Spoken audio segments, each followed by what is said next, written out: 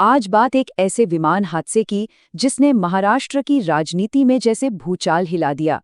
ये कहानी है उप मुख्यमंत्री अजीत पवार के विमान VTSSK की, जो बारामती में कुछ रहस्यमयी परिस्थितियों में क्रैश हो गया।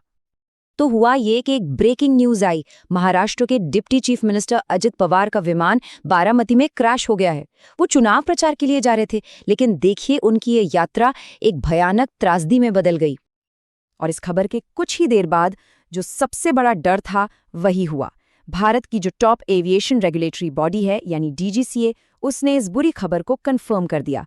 विमान में सवार कोई भी व्यक्ति नहीं बच पाया था। देखिए, जब भी कोई हादसा होता है तो वो सिर्फ एक आंकड़ा नहीं होता, उसके पीछे होते हैं इंसान, उनकी कहानियां। तो चलिए जानते हैं कि कौन थे वो लोग जिन्होंने इस त्रासदी में अपनी जान गंवाई। कुल 5 जाने गई इस हादसे में। एक बड़े राजनेता, उनकी सुरक्षा में लगे लोग और वो क्रू जो उस विमान को उड़ा रहा था। तो जैसा कि लिस्ट में दिख रहा है, विमान में डिप्टी CM अजित पवार तो थे ही, साथ में उनके पर्सनल सिक्योरिटी ऑफिसर और एक अटेंडेंट भी थे।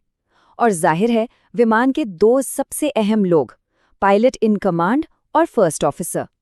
दुख की बात है कि इनमें से कोई नहीं बच पाया।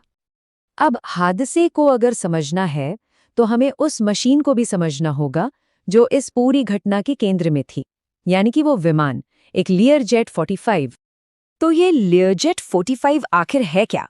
ये असल में बम्बार्डियर एरोस्पेस का बनाया हुआ एक मिड साइज्ड बिजनेस जेट है।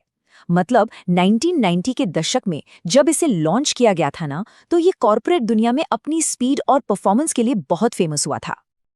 अब इस खास प्लेन की बात करें तो इसका रजिस्ट्रेशन नंबर था VTSSK। ये एक सुपर लाइट बिजनेस जेट की कैटेगरी में आता है। इसका मतलब है छोटा लेकिन बहुत ही तेज। इसकी रेंज देखिए, करीब 3650 किलोमीटर, यानी ये दिल्ली से दुबई तक बिना रुके जा सकता है। और इसकी स्पीड मैक्स 0.81, ये तो लगभग आवाज की रफ्तार से उड़ने जैसा है। एविएशन की दुनिया में भी ना तगड़ा कंपटीशन होता है। लियरजेट 45 को मार्केट में उतारा ही गया था सेस्ना साइटेशन एक्सेल जैसे पॉपुलर विमान को सीधी टक्कर देने के लिए। तो आप समझ सकते हैं कि ये लग्जरी प्राइवेट जेट मार्केट का एक बड़ा खिलाड़ी था।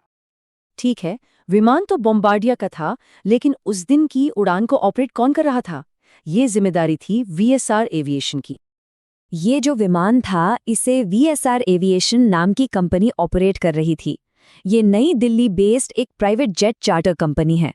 मतलब इनका काम ही है उन लोगों को विमान किराए पर देना जिन्हें प्राइवेटली ट्रैवल करना होता है। मजे की बात यह है कि उनकी अपनी वेबसाइट पर कंपनी खुद को हवाई यात्रा का एक किफ़ायती जरिया बताती है। उनका मेन फोकस उन लोगों पर है जिन्हें ऐसी जगहों पर जाना होता है जहां बड़ी-बड़ी एयरलाइंस की रेगुलर फ्लाइट्स नहीं जाती। लेकिन VSR एविएशन का काम सिर्फ प्लेन किराए पर देना नहीं है। जैसा कि आप देख सकते हैं, ये एयर एम्बुलेंस से लेकर विमानों के मैनेजमेंट तक सब कुछ करते हैं।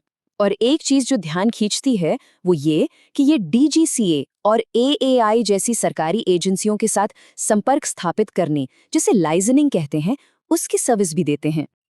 अब इतनी सारी जानकारी के बाद भी एक बहुत बड़ा और परेशान करने वाला सवाल हमारे सामने आकर खड़ा हो जाता है। और यही बात इस हादसे को और ज्यादा रहस्यमय बना देती है। सोचिए, ये कोई बहुत खतरनाक लंबी दूरी की उड़ान नहीं थी।